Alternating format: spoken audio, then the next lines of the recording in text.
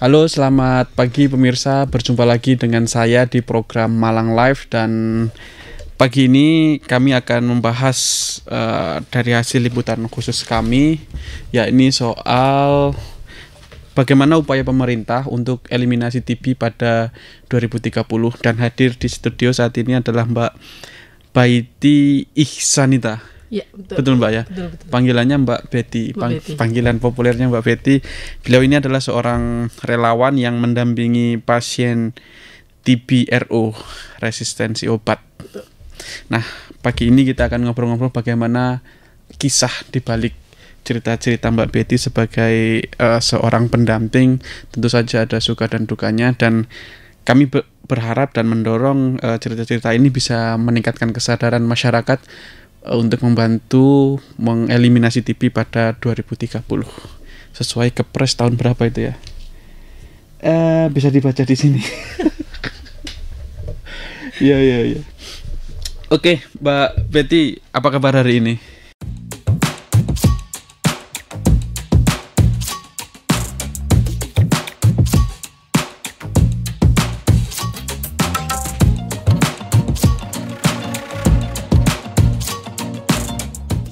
Alhamdulillah sehat. Alhamdulillah ya.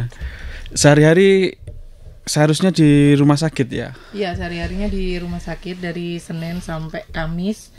Karena kita melakukan pendampingan ya. Jadi dari Senin sampai Kamis, mulai dari jam 8 pagi sampai habisnya pasien kontrol. Jam berapa biasanya? Kalau misalnya nggak ada pasien baru, kita jam 12, jam 1 udah selesai. Sudah selesai. Kalau ada pasien baru, karena ada beberapa pemeriksaan tambahan, jadi kita bisa sampai jam 2, jam 3. Oke, supaya penonton juga tahu ya profil pendidikannya Mbak Betty. Mbak Betty ini latar belakangnya apa pendidikannya? Latar belakangnya magister kesehatan sih. Oke, magister kesehatan itu maksudnya apa? Magister kesehatan itu apa ya? Kesehatan masyarakat? Ya, betul. Oke. Kesehatan masyarakat dengan prodi jurusannya kesehatan ibu dan anak. Oke, di lulusan mana? Lulusan Universitas Diponegoro Semarang. Universitas Diponegoro Semarang yang belakangan rame itu ya? Iya, betul, yang lagi hits di dunia maya. Oke, Mbak Betty, diceritakan barangkali dari awal bagaimana Anda memutuskan untuk terjun menjadi seorang relawan. Kalau berdasarkan hasil wawancara kan sudah sejak 2016 ya. Benar. Itu dari mana inspirasi itu datang? Jadi waktu itu kelar lulus S1 ya. Waktu itu belum ada gambaran sih mau kemana kayak gitu. Kemudian ada selebaran waktu itu dibutuhkan relawan untuk pendamping pasien TB. Kemudian asal nyoba aja waktu itu, karena biasanya kita belum tahu nih gambaran kerjanya seperti apa. Pas wawancara pun hanya dikasih wawancara, tahu TB itu seperti apa, pencegahan TB itu seperti apa, terapi TB seperti apa, hanya sekelas itu aja. Jawabannya gimana? Tahu TB? Ya kayak gitu aja, tahu TB, oh tahu. Kemudian, karena dipelajari ya waktu kuliah betul, ya? waktu kuliah dipelajari, jadi tahu TB enggak, oh tahu. Kemudian pencegahannya gimana, kalau sampai ketemu orang TB kayak gimana kayak gitu. Tapi ternyata real pekerjaannya sebagai relawan itu wow. Jadi bersinggungan dengan orang TB itu nggak cuma dengan penyakitnya aja, tapi dengan segala masalahnya di belakangnya, dengan lingkungannya, dengan status sosialnya dia, itu kita akhirnya bersinggungan dari itu. Dan itulah yang membuat kayaknya oh ternyata aku menemukan passionku nih di sini kayak gitu. Oke, jadi mendampingi pengidap tuberkulosis, terutama yang resisten obat, itu tidak sekadar soal penyakitnya aja. Soal penyakitnya ya, tapi akhirnya kita terjun mengikuti bagaimana cerita hidupnya dan kita harus lika-liku. tahu lingkungannya, kemudian bagaimana sih dia kehidupan sehari-harinya, karena itu sangat berkaitan sekali nih dalam keberhasilan dia selama pengobatan. Gak mungkin kemudian ketika dia nggak ada apa-apa di lingkungan, kemudian dia tidak memutuskan berobat kayak gitu kan, enggak gitu. Sejak 2016 itu di Malang? Enggak, 2016 di Gresik dulu. Oke. Kemudian menikah tahun 2018. Oke. Pindah ke Malang, kemudian masuk ke RSSA 2020. Oke. Masih ingat nggak orang yang pertama didampingi? Masih lah. Seperti apa ceritanya waktu itu? Orang yang pertama kali didampingi, berarti yang di Gresik ya? Oke, yang di Gresik ya. Kalau pertama kali mendampingi orang yang di Gresik waktu itu, beliaunya kena TBC RO. Kemudian waktu saya Sebentar, ngomong-ngomong sebelum menjelaskan soal TBC-RO, mungkin bisa dijelaskan ya, secara umum saja. Iya. TBC sensitif obat sama resisten obat itu apa? Oke. Jadi di TBC itu ada Biar dua. penonton juga tahu Iya, ya. baik. Jadi TBC itu ada dua, ada TBC sensitif obat atau kita SEO. kenalnya SO. Kemudian yang kedua itu adalah TBC RO atau resisten obat. Nah, TBC RO itu biasanya turunan dari TBC SO. Ketika TBC SO itu tidak menjalankan pengobatan secara berhasil atau dia itu tidak dikatakan pengobatan lengkap, biasanya dia bisa terkena TBC RO. Atau kalau yang sekarang sudah sering orang-orang ke rumah sakit itu sudah dengan kondisi diagnosa pertamanya TBC RO tanpa harus SO dulu kayak gitu. Oke. Sensitif obat itu artinya orang yang mengkonsumsi obat TB itu merespon gitu ya. Obat-obat itu bekerja dengan baik. Benar. Kalau yang resisten itu berarti obat-obat yang dikasih itu RO itu rifampicin, berarti dia ada RR positif. Kalau misalnya dia itu hasil labnya itu menunjukkan RR positif, berarti dia resisten obat atau TBC RO positif. Kalau misalnya RR-nya negatif, biasanya ada yang namanya monoresisten. Ada TBC monoresisten atau dia kategori yang masih sensitif obat. Kalau dalam bahasa Indonesia kan resisten obat itu artinya semacam ada penolakan gitu ya. Benar-benar. Berarti ada terapi atau mekanisme sendiri untuk pasien-pasien yang RO. Betul. Dan Mbak Betty mendampingi pasien-pasien yang RO itu ya. Oke. Monggo dilanjutkan pasien pertama. Jadi itu bedanya. Iya. Jadi kalau misalnya kalau yang pasien pertama pasien pertama tadi. Jadi kalau apa ini namanya pasien pertama seorang pedagang. Dia itu punya usaha. Usahanya itu di Gresik itu kalau nggak salah ada tas sama payung. Oke. Nah, waktu itu beliau kena TBC RO. Karena beliau itu tulang punggung keluarga, beliau sempat drop. Karena kondisinya waktu itu naik turun. Drop itu kondisi fisiknya. Nah, karena waktu itu 2016 itu masih ada suntik kanan kiri ya. Oke. Jadi setiap hari pasien tuh harus datang ke rumah sakit, suntik boka-boki kalau kita bokong kanan, bokong kiri kayak gitu. Sampai akhirnya dia tuh mulai lelah. Akhirnya dia down. Dalam kondisi down itu dia kayak gimana sih nasib keluargaku kalau misalnya aku meninggal mendadak, gimana sih nantinya anakku sekolahnya, gimana sih nanti usahaku dan lain sebagainya kayak gitu. Sampai akhirnya dari kami mendampingi waktu itu sudah 6 bulan perjalanan dia pengobatan. Jadi kita terbentuk itu kan karena adanya sebuah program dari Global Fund ya, bukan yang langsung tiba-tiba ada kita kemudian direkrutmen, kan nggak kayak gitu. Jadi kita ada waktu itu dia sudah menjalani pengobatan ke 6 bulan. Pengobatan 6 bulan dia sudah mulai jenuh nih kalau tiap hari karena minum itu setiap obat. hari ya minum obat Minum dan obatnya. suntik itu juga setiap hari ya Setiap waktu hari. itu ya. Jadi berapa kali bokong kanan. suntik? 1 kali. Oke. Tapi kan tiap hari Mas, dan harus digilir, dan itu selama. Nah kalau putus kenapa? Bagaimana? Apa yang terjadi? Misalnya putus obat 1 hari gitu. Dia akan ngulang lagi di fase awal, atau kalau nggak gitu dia akan resisten lagi. Jadi setelah RO itu ada yang namanya pre-XDR. Jadi tingkatannya lebih jauh lagi, dan itu sudah susah pengobatannya. Oke. Dan yang Anda lakukan waktu itu adalah waktu 6 bulan setelah ketemu bapaknya, kondisi bapaknya secara fisik sudah mulai down, dalam arti karena sudah banyak pikiran, dan waktu itu usahanya tidak yang seperti bapaknya saya. Jadi kalau bapaknya sehat, bapaknya itu bisa menjajakan dagangannya ini kemana-mana. Oke. Menjajakannya naik apa? Motor. Sepeda motor ya. Lah karena bapaknya ini waktu itu fisiknya sudah nggak kuat dan kemudian masih harus menjalani pengobatan, akhirnya kita melihat ini orang ini butuh pendampingan. Kita akhirnya ke sana. Yang pertama kita melakukan pendampingan tuh dari segi psikososialnya, ngelihat keluarganya dulu. Ternyata dari segi keluarganya itu sudah sangat mendukung bahwa bapaknya ini bisa sembuh.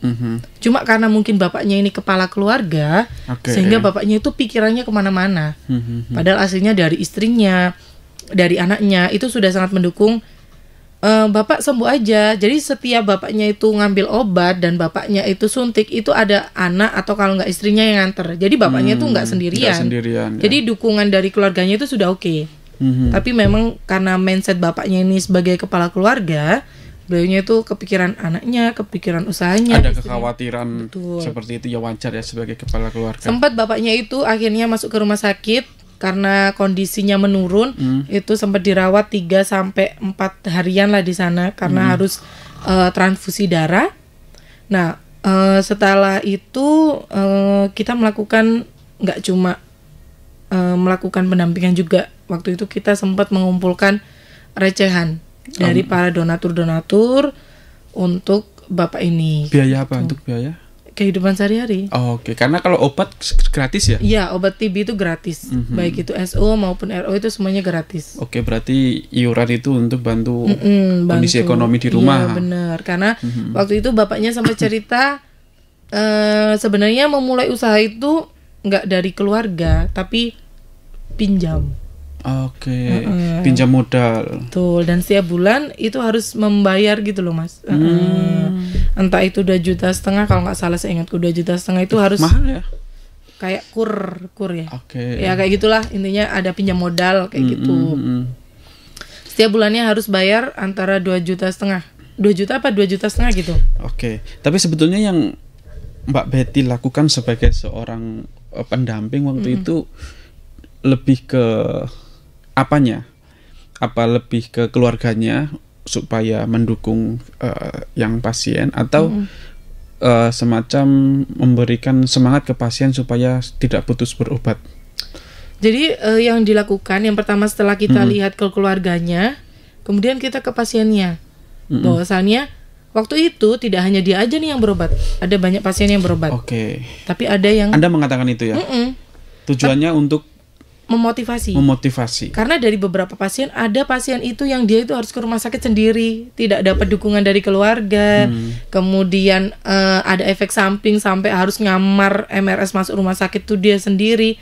Lah, si pasien ini dia mendapatkan dukungan dari keluarga, istri dan anaknya full penuh mendampingi. Penting dia. nggak sih Mbak dukungan dari keluarga kayak gitu tuh? Penting sekali.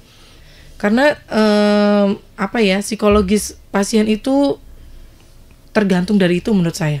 Ketika dia mendapatkan dukungan dari keluarga, dia merasa oh keluargaku ini mendukung kok. Tapi ketika dia merasa aku dikucilkan gara-gara ini, karena memang efek samping dari pengobatan ini itu banyak. Apalagi sebagai kepala keluarga sampai akhirnya dia tidak bisa bekerja. Belum lagi nanti efek samping yang adanya perubahan warna kulit, kemudian adanya kebas dan lain sebagainya seperti itu. Dan akhirnya gimana pasien atau orang pertama yang Anda dampingi ini bagaimana akhirnya? Akhirnya pasien itu sembuh. Sampai akhirnya beliau itu bukan mendirikan ya. Akhirnya beliau bisa jadi ketua ketua di organisasi di Ngersek untuk TBC-RU. Wow. Ketua organisasi mantan. Penyintas TB-RU. Kalau di Malang ada Panter itu. Iya. Kalau di sana apa namanya? Petir. Singkatannya apa? Pejuang resisten obat, pejuang TB resisten obat. Oke. Apa yang Anda rasakan setelah mendampingi dari awal kemudian sembuh dan itu pasien pertama dan punya dia progres. Sembuh, itu dia jadi testimoni banget. Jadi dia sempat ke Jakarta, sempat ke Surabaya, sempat ke Jogja juga, dia memberikan testimoni, memberikan semangat kepada yang lain. Dia menularkan ilmunya, menularkan pengalamannya ketika dia itu sakit TBC-RU itu seperti apa. Sebagai seorang relawan, apa rasa atau nilai yang didapat di posisi bisa mengantarkan orang seperti itu? Itu nggak bisa diungkapkan dengan kata-kata. Selalu bisa diungkapkan. Nggak bisa. Jadi ketika ngelihat pasien yang sudah sembuh setelah dia melewati, karena menurut saya orang itu dia itu sebenarnya dari fisiknya itu dari beratnya cukup, tingginya cukup. Biasanya orang TB itu kan kurus-kurus ya. Nah, dia nggak kurus, dia masih yang berbobot gitu loh. Tapi dia isi kepalanya mungkin terlalu banyak. Jadi kayak aku selesai nggak Mbak ya 2 tahun ini, karena dia masih pengobatan jangka panjang. Jadi 2 tahun. Berarti selesai waktu itu 2018. Ya betul. Oke. Dan setelah itu dia juga kembali beraktivitas jualan? Iya. Oke. Loh, dari 2016 sampai 2018 dia masih jualan. Masih jualan. Tapi omsetnya tidak sebanyak ketika dia sembuh dan ketika dia sehat. Karena intensitasnya berkurang ya. Oke. Cukup menarik, pasien pertama yang terkenang ya. Terkenang, itu sangat terkenang karena wawancara ketika kita mendaftar kerja itu dia cuma tanya kalau misalnya mendampingi sanggup nggak Mbak, kayak gitu. Oh oke, kayak gitu. Tapi ternyata setelah melakukan pendampingan tuh nggak cuma mendampingi penyakitnya dia harus sembuh. Selesai gitu enggak. Tapi ternyata yang bikin sembuh itu karena ada semangatnya lah. Ternyata kalau semangat orang itu kendor kayak gitu ya, karena banyak pikiran tuh kan akhirnya kayaknya aku bisa nggak ya Mbak melewati itu. Nah, keyakinan dia ketika dia down itulah yang akhirnya membuat kita itu, oh ternyata menjadi seorang relawan pendamping itu nggak hanya harus ngerti teori sakitnya aja, tapi kita harus ngerti kondisinya orang ini kok mau berperobatan tuh kenapa dia kayak gini. Belajar komunikasi juga. Betul, ya, supaya bisa. Saya juga dengar sampean sempat, ya mungkin karena pekerjaan Anda di rumah sakit, artinya secara medis mungkin Anda tahu gitu, ada pasien yang nampaknya nggak bisa diselamatkan. Karena kurus, terus digotong betul. Apa namanya? Itu pasien yang unik juga. Jadi tapi ternyata akhirnya selamat. Itu bagaimana ceritanya? Jadi waktu itu dia datang ke rumah sakit. Sebenarnya dia harusnya sudah dirujuk itu 1 minggu sebelum dia datang. Ini di BRO juga. Oke. Tapi minggu yang lalunya dia nggak datang. Oke. Karena tidak ada yang nganter. Kayak gitu. Sampai akhirnya dia datang ke rumah sakit, diantar sama iparnya waktu itu. Jadi dia sebenarnya punya kakak, cuma kondisi kakaknya itu lagi mengandung. Lagi hamil. Jadi si pasien ini akhirnya diantar ke rumah sakit waktu itu sama kakak iparnya dan petugas puskesmasnya dengan ambulan puskesmas. Kondisi nyampe di rumah sakit itu dia nggak bisa nih turun dari ambulan karena kondisinya kakinya sudah nggak bisa jalan. Tapi dia sadar. Tapi nafasnya itu sudah yang berat kayak gitulah. Sampai akhirnya saya tuh punya pandangan sendiri. Aduh, kok dia datang sudah kondisinya kayak gini ya, kayak gitu. Sampai akhirnya mikirnya, aduh kalau berangkat gimana nih. Tapi itu resiko jadi relawan. Sampai akhirnya dia masuk. Jadi kalau misalnya di RSSA, kalau dia datang dengan kondisi bagus, mungkin 1 minggu ke depannya bisa langsung diobati. Diobati TBCRO.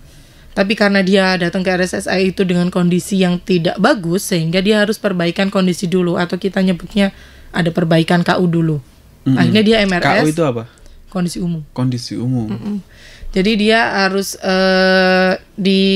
masuk ke rumah sakit dulu di RSSA waktu itu selama 1 minggu. Itu juga sebenarnya dia sudah mulai denial dalam arti aku di sini kan disuruhnya berobat, bukan disuruh untuk masuk ke rumah sakit. Menginap maksudnya. Betul. Dan kondisinya di situ, dia ke situ diantar sama iparnya. Pas posisi iparnya ini bekerja sebagai seorang pelayaran. Oke, pelaut ya? Atau apa? Apa nelayan? Bukan nelayan. Jadi dia di kapalnya kayak kapal pesiar gitu. Oke. Dan itu di minggu-minggu itu si kakak iparnya itu harus balik ke kapalnya karena dia harus berlayar dengan meninggalkan adik yang belum 100% sembuh betul. Dimana posisi pasien ini yatim piatu, dia sudah nggak punya siapa-siapa nih. Oke, berarti dia posisi di rumah sakit, terus kakak iparnya ini pergi meninggalkan dia. Itu di kakak iparnya bilang. Jadi waktu itu dia sempat pulang paksa. Karena alasannya adalah kakaknya berangkat itu. Tapi gitu. Kembali lagi ke rumah sakit. Enggak, jadi waktu itu harusnya dia itu seminggu, dia akhirnya 4 hari atau 5 hari dia pulang paksa. Terus bagaimana? Sampai kondisinya? Akhirnya dia melakukan pengobatan kan waktu itu. Di 3 bulan pertama, ketika setiap bulannya itu kontrol, dia belum bisa jalan. Seberapa buruk sih kondisinya waktu itu, atau berat badannya berapa menjadi berapa? Waktu itu berat badannya belum sampai 30 kilogram. Mm-mm. Usia berapa dia? Di usia dia 28 tahun. 27-28 tahun. Berarti saya bisa membayangkan kayaknya kurus sekali. Kurus sekali. Sehingga kalau kita ngelihat itu kakinya nggak bisa menopang ini badannya nggak kuat. Oke. Sehingga waktu 3 bulan kontrol pertama itu dia setiap kali kontrol itu ambulan masuk dulu sampai ke poli, kemudian bednya kita keluarin dari bed ambulan dipindahkan ke bed rumah sakit karena dia belum bisa jalan. Oke. Tapi memang dampak TB itu bisa kurus seperti itu ya? Iya. Sangat kurus seperti itu. Tapi nggak semua orang kurus akhirnya TB loh ya. Teman-teman saya di dalam yang nggak kurus kayaknya seneng-seneng denger ini. Tapi dia survive ya? Akhirnya dia survive. Berat badannya nambah?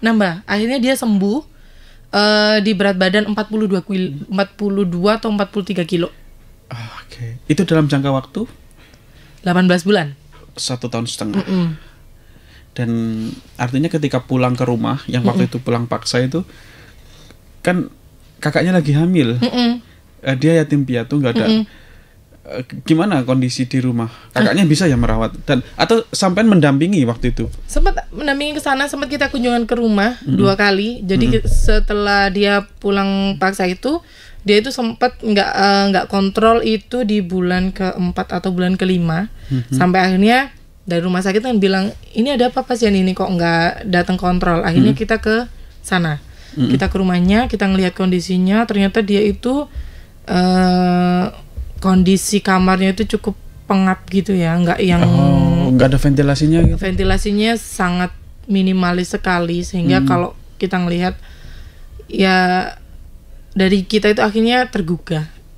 Ini harus kita tolong, nggak cuma dari segi pendampingan aja, tapi dia juga dari segi moralnya juga butuh. Apa yang dilakukan waktu itu? Waktu itu kita sempat menggalakkan dana juga untuk pasien tersebut. Maksudnya untuk memperbaiki kamar. Susu. Susu untuk konsumsi makanannya. Oke. Tapi kondisinya sudah membaik ya waktu itu. Waktu itu masih belum bisa jalan. Masih belum bisa jalan. Jadi dia bisa jalan itu di bukan jalan yang tanpa ini ya, tanpa tanpa bantuan. Jadi di 3 bulan awal setiap dia kontrol itu dia harus dipindahkan dari bed ambulan ke bed rumah sakit. Kemudian di bulan ke-5 dia sudah mulai bisa survive. Akhirnya dia berat badannya sudah mulai naik. Itu dia menggunakan tongkat. Oke. Tapi tongkatnya itu bukan tongkat yang standarnya kita ya, bukan. Jadi karena mungkin ekonominya yang kurang mampu, akhirnya dia punya kakak kan. Kakaknya itu membuatkan dia tongkat dari kayu. Bikin sendiri ya? Bikin sendiri.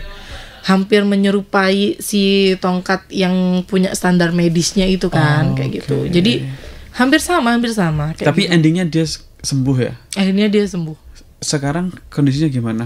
Kondisinya lebih baik. Dia sekarang sudah punya usaha kecil-kecilan di rumah. Karena kan pasien TB itu kan dapat ini ya, bantuan dari pemerintah sebesar 600.000 setiap bulan lah. Dia menyisihkan dari itu untuk modal usaha. Untuk modal usaha. Jadi kalau sekarang dia sudah bisa jalan tanpa bantuan. Oke. Jualan apa Mbak? Jual jajan, kemudian ada sedikit minyak kayak gitu-gitu sih. Oke, bahan pokok gitu ya.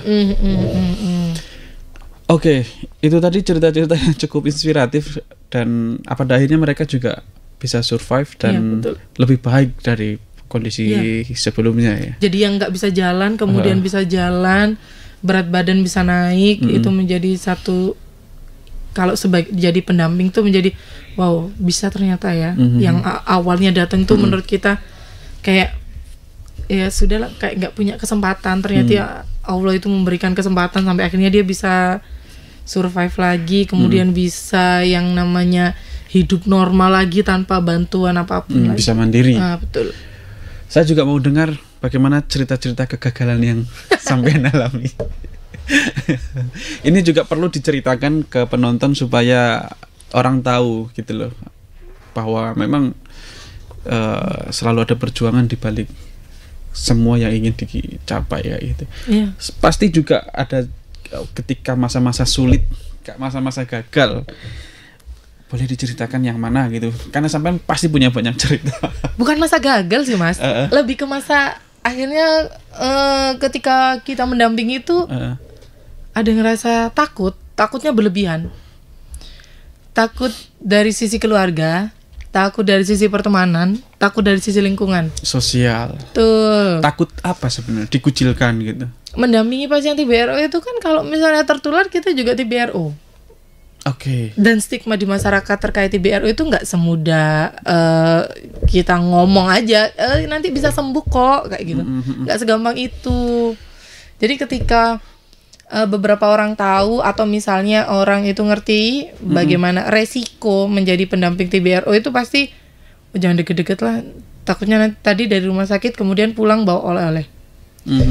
Bukan cerita gagal, lebih ke akhirnya ya saya punya motivasi sendiri kayak gitu. Orang jadi pasien jadi pendamping aja berat, apalagi jadi pasiennya. Jadi pasiennya. Oke. Berarti sampean juga di stigma gitu ya? Bukan di stigma secara langsung, tapi itu ketakutan dari diri saya sih. Jadi ketika menjadi pendamping. Tapi pernah mengalami itu? Enggak, karena kebetulan dari keluarga semuanya dunia kesehatan, jadi enggak itu sih. Kemudian takutnya karena waktu itu masuk ke RSSA, kemudian posisinya baru punya bayi. Bayinya baru usia 6 bulan. Jadi waktu itu baru lahiran usia 6 bulan, kemudian waktu itu harus stay di rumah sakit dan waktu itu sempat ada COVID juga. Itu berat karena waktu itu pandemi. TB dengan COVID itu kan jadi satu rumpun, menjadi satu penyakit menular kan waktu itu, dan itu ditangani langsung oleh spesialis paru, di mana dua-duanya itu kan di satu payung gitu kan. Nah, waktu itu ya juga ada berita COVID, kemudian TB juga naik. Nah, itu sempat akhirnya ketika pulang dari rumah sakit itu sempat kayak yang jangan deket mama dulu deh, aku nggak dulu karena isolasi dulu. Isolasi dulu karena takut. Populer sekali istilah isolasi waktu itu ya. Betul. Karena takut ada babynya juga. Betul menjaga lah. Mbak, saya juga mendengar cerita-cerita dari ternyata ya penyakit ini kan tidak mau melihat status sosial ya. Ya sama seperti COVID waktu itu. Entah kamu siapa bisa terkena ke siapapun. Pernah ada seorang guru yang juga terkena ini. Iya. Meskipun seorang guru loh ya. Iya. Sekalipun dia seorang guru dan pada umumnya mungkin bisa memberikan edukasi juga kepada publik, ternyata dia juga menutupi ya. Iya, menutupi. Apa yang terjadi sebetulnya waktu itu? Jadi waktu itu dia terkonfirmasi TBRO. Kemudian dia datang ke RSSA untuk melakukan pengobatan. Ini guru sekolah di tingkat apa? Menengah ke atas. Oke, menengah ke atas. Dia datang ke rumah sakit untuk melakukan pengobatan TBCRO karena sebetulnya dia sudah bagus sih, karena dia sudah merasa aku terkonfirmasi ini nih kayak gitu, sudah oke lah secara mindsetnya, karena biasanya orang-orang penting kalau sudah kena TBCRO itu orang-orang penting ya. Iya. Loh, iya, karena saya punya pasien dulu. Ya nggak dulu sih, 2022 punya pasien sekelas orang penting. Dia awalnya karena tahu dia sakit, dia itu pengen banget nih, aku pengen segera pengobatan. 1 minggu obatnya belum datang, dia sudah minta obat terus nih di puskesmas. Kapan obatku dikirim? Kayak gitu. Supaya cepat sembuh gitu ya. Ternyata 1 minggu minum obat sudah kena efek samping obat. Kebas, kepalanya pusing, nggak bisa dibuat aktivitas. Akhirnya dia itu memutuskan untuk lost to follow up, tidak melanjutkan pengobatan di minggu ketiga. Oke. Itu kalau kembali ke yang tadi itu, datang ke rumah sakit, gurunya gurunya kemudian dia akhirnya melakukan beberapa pemeriksaan, ternyata positif, RR-nya positif. Kemudian dia melakukan pengobatan secara kondisinya aman, karena kebetulan beliau ini dapat regimennya yang BIPAL, yang pengobatan baru. Jadi dia mendapatkan regimen pengobatan baru selama 6 bulan. Selama perjalanannya nggak ada efek samping yang terlalu berat, masih bisa aktivitas seperti biasa.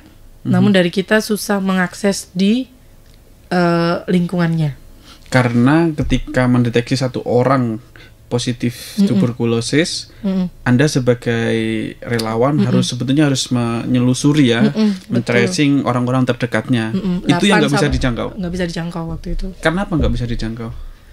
Karena dari guru itu bilang jangan sampai status saya tahu.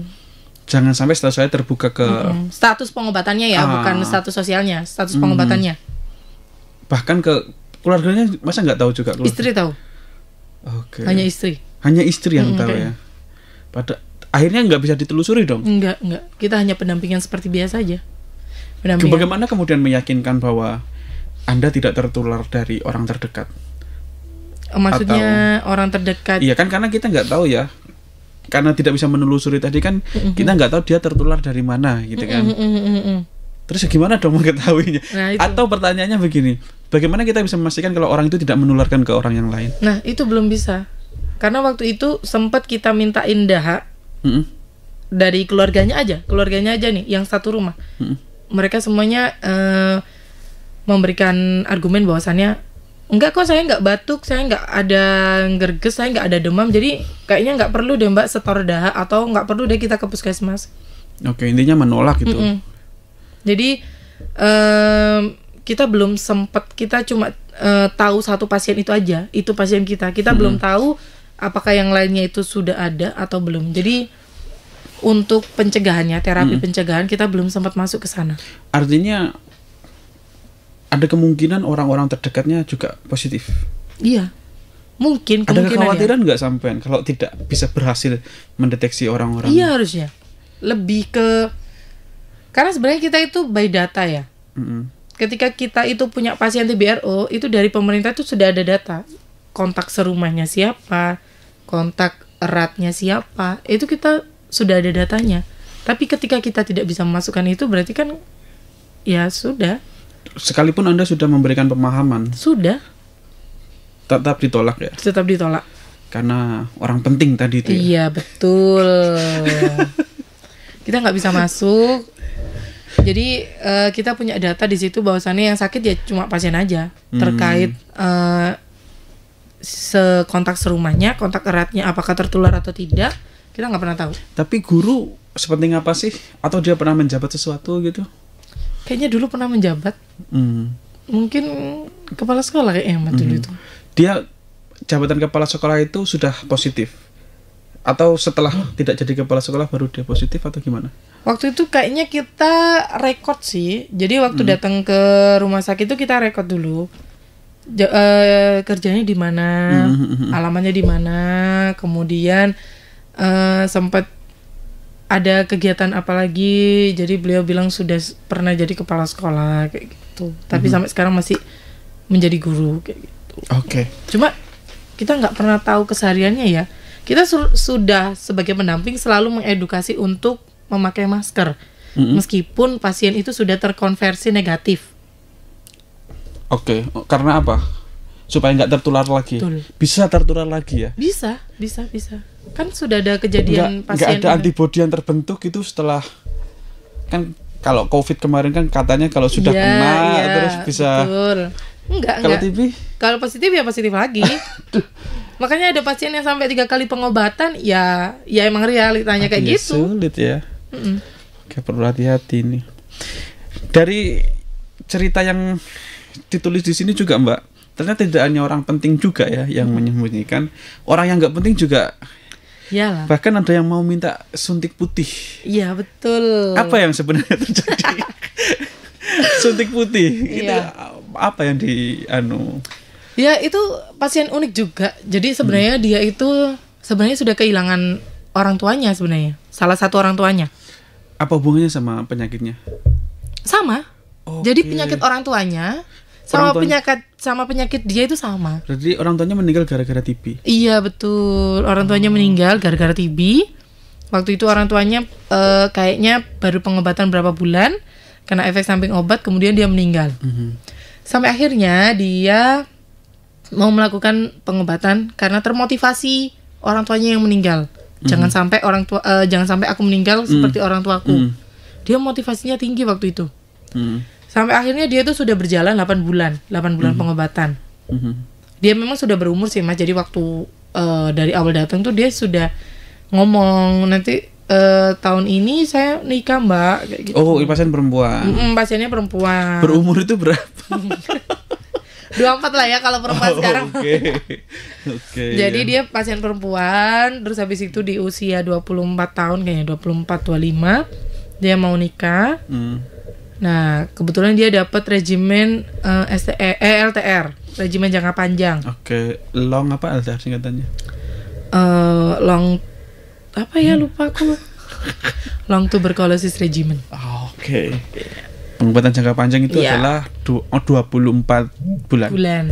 Oke. Nah, terus habis itu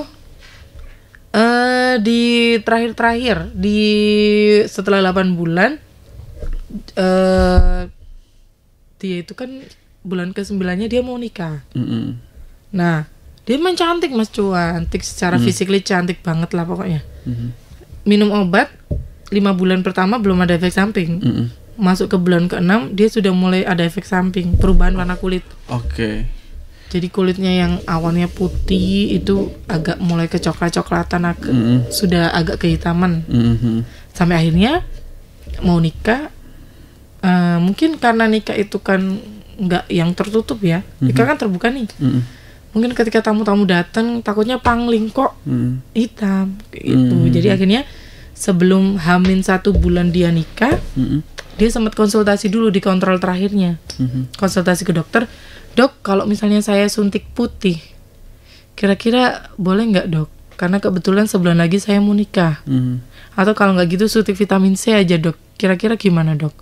Sama dokter kemudian waktu itu dijawab, sebenarnya nggak apa-apa, cuma saya nggak ngerti efek samping di tubuh orang itu berbeda-beda. Takutnya ketika dikonsumsi bersamaan sama obat TB, efek sampingnya itu di kamu akan berbeda dengan di orang lain kayak gitu. Tapi dokter juga menceritakan bahwasanya sempat ada orang yang suntik vitamin C itu akhirnya kulitnya melepuh. Itu diceritakan ke pasien tersebut. Nah, tapi pasien tersebut karena ada tuntutan dari calon suaminya mungkin ya, karena memang dia awalnya cantik, kemudian setelah mengkonsumsi obat ada perubahan warna dan dia akan ada hari penting, akhirnya kan dia akhirnya kepikiran nih, kalau nanti orang lihat aku kondisinya seperti ini, orang-orang gimana ya, mungkin seperti itu. Sampai akhirnya dari dokter, sebenarnya dokter nggak bilang nggak boleh ya, tapi lebih ke takutnya efek sampingnya sebaiknya jangan dilakukan. Nah, seperti itu. Akhirnya dia sudah cut off point sendiri. Jadi dia sudah menarik kesimpulan sendiri bahwasanya kayaknya sama dokter nggak boleh nih suntik vitamin C ataupun suntik putih nih. Nah, sebulan dari itulah akhirnya dia memutuskan untuk tidak melanjutkan pengobatan. Sebulan nggak melanjutkan pengobatan, kita sudah kunjungan ke rumahnya. Saya kunjungan 2 kali, kalau pendamping itu 3-4 kali, tapi nggak pernah ketemu orangnya. Jadi orangnya itu nggak menolak. Betul. Siapa yang ditemui kalau datang ke rumahnya? Ibunya. Oh, orang tuanya. Ibunya akhirnya. Dengan dalih kondisi anaknya tanpa mengkonsumsi obat itu baik-baik saja dan dia mengkonsumsi obat herbal. Obat herbal yang diyakini. Iya. Tapi memang ada ya obat herbal yang bisa. Secara keilmuan sih kayaknya belum ada untuk TBRO. Cuma dari pasien itu bilangnya, karena pasien TBRO itu kan rata-rata kalau paru-parunya sudah agak berat kan dia sesek kan. Nah itu si pasien tuh datang awalnya tuh sesek gitu. Tapi katanya setelah minum obat herbal itu efeknya sama ketika dia minum obat TBRO. Jadi nggak ada seseknya lagi. Oh iya. Itu yang meyakini dia lebih baik mengkonsumsi obat herbal itu ya. Betul. Sampai tapi, sekarang. Artinya dia nggak jadi suntik. Kayaknya tetap jadi. Lah katanya nggak jadi tadi. Tuh, itu kan setelah dokter ngomong. Setelah dokter ngomong nggak dibolehin, berarti kan dia punya asumsi bahwasanya kayaknya aku nggak dibolehin. Nah, itu yang membuat dia itu nggak mau berobat lagi karena nggak dibolehin itu. Nggak mau berobat dan milih yaudah tetap suntik. Karena secara finansial suaminya itu sangat mendukung dia, mendukung dalam arti kamu suntik putih, oke, tak bayarin kayak gitu. Oh, calon suaminya. Apa dampaknya apa akhirnya? Suntik putih jadi kan? Iya, jadi kayaknya. Terus kembali putih. Kan belum sempat ketemu lagi. Iya ya. Kita juga nggak diundang ke nikahannya loh. Oh, sudah menikah ya? Sudah punya anak, mau 2. Nah, itu gimana itu? Anaknya Ya makanya itu. Tapi kondisinya baik-baik aja katanya sampai sekarang. oh, ya alhamdulillah. Ya itulah. Oke. Itulah yang kadang-kadang membuat stigma TBRO itu harus di rumah sakit, menular dan lain sebagainya, itu membuat kita sebagai pendamping tuh bekerja kerasnya itu dari situ. Oke. Baik. Mbak Betty, sebelum diakhiri, saya ingin sampean bisa menyampaikan apa yang perlu dipahami oleh masyarakat terhadap kondisi pasien dan penyakit ini. Oke. Supaya mereka nggak memberikan stigma, justru sebaliknya memberikan dukungan kayak gitu. Jadi TBCRO itu bisa disembuhkan, apalagi sekarang ada pengobatan yang baru 6 bulan. Itu kalau saya bilang efek sampingnya hampir nggak terlalu berat, nggak seperti pengobatan TBCRO yang dulu. Jadi kalau misalnya sudah ada gejala seperti batuk, apalagi sampai batuk berdarah, kemudian sudah ada meriang atau panas disertai batuk, kemudian ada berkeringat dingin di malam hari, kemudian hasil dari labnya itu RR positif, segera datang ke pelayanan kesehatan. Sedini mungkin itu nanti lebih bagus ya, karena setiap harinya itu yang namanya ketika ada bakteri di dalam tubuh, dia akan merusak jaringan tubuh itu sendiri sih gitu. Dan tentu saja kan sebagai relawan tidak ingin ya pasien-pasien itu mendapatkan diskriminasi gitu. Supaya hilang diskriminasi itu gimana? Gimana ya? Karena dari undang-undang sudah ada nih. Kemudian jadi kalau misalnya ketemu orang TB itu iya. Gimana? Kalau ketemu orang TB harusnya apa yang dilakukan? Kalau orangnya sebenarnya kalau imun kita pas lagi bagus nggak apa-apa. Tapi kalau pas imun kita lagi drop, ketemu orang TB dan kita nggak tahu nih, dan dia juga nggak pakai masker lah, itu harus mawas diri juga. Oke, maksud saya supaya tidak terjadi diskriminasi. Ketika kita melihat saudara atau teman kena TB, kita harus bagaimana ke dia? Menjauhi dia kah? Tentu kan tidak. Enggak lah. Memberi dukungan kepada dia. Betul. Nah itu kan nggak terjadi banyak seperti itu. Iya benar-benar. Jadi supaya kalau ketemu pasien TB ya, baik itu TBSO, baik itu TBRO, apalagi ketika pasiennya sudah terkonfirmasi dia itu sudah melakukan pengobatan, tetap aja seperti biasa kayak gitu, nggak usah yang kemudian dikucilkan kayak gitu, nggak perlu. Jadi tetap bersosialisasi seperti biasa tanpa harus. Jadi pasien TB itu di 3 bulan pertama atau kalau misalnya 1 bulan dia rutin minum obat TB setiap hari, biasanya di bulan kedua itu dia sudah negatif kok. Nah kalau sudah negatif berarti jumlah bakterinya itu sudah semakin sedikit. Potensi penularannya juga berkurang. Tapi memang sebaiknya untuk amannya pakai masker ya. Benar. Baik yang harusnya yang pakai masker yang sakit nih, harusnya ngerti lah. Oh aku lagi pengobatan nih, harusnya pakai masker. Itu sih yang harus, karena memang orang yang sakit TB itu karena dia itu merasa sesek ya. Jadi kalau harus pakai masker lebih sesek lagi. Mereka berdalihnya seperti itu. Iya betul. Oke, terima kasih Mbak Betty cerita-ceritanya. Mudah-mudahan diberikan kelancaran karena kan masih banyak yang didampingi ya. Iya, betul. Ada berapa banyak sekarang yang didampingi? Masih ada 124 pasien dari seluruh di RSSA. RSSA kan bisa datang dari Probolinggo, Pasuruan, Jawa Timur saja? Atau ada dari luar Jawa Timur? Enggak sih, Bali, KTP-nya NTT. sudah Jawa Timur semua. Oke. Terima kasih sudah datang dan berbagi cerita di ruangan kami. Dan pemirsa, untuk edisi cetak hari ini memang kami membahas soal TB, dan kami juga mendorong supaya eliminasi TB bisa terwujud. Eliminasi artinya kan bukan zero bukan ya. Bukan. Berapa? 6/100.000? 6 per 100 ribu. 60 atau berapa? 60 orang per 100.000. Oke. Terima kasih Mbak Betty sudah bergabung, dan pemirsa, itulah tadi obrolan kami. Semoga mendapatkan inspirasi dan kita bisa bersama-sama mengatasi atau membantu eliminasi TB. Terima kasih, sampai jumpa di program selanjutnya. Assalamualaikum warahmatullahi wabarakatuh. Download Tribun X sekarang. Menghadirkan lokal menjadi Indonesia.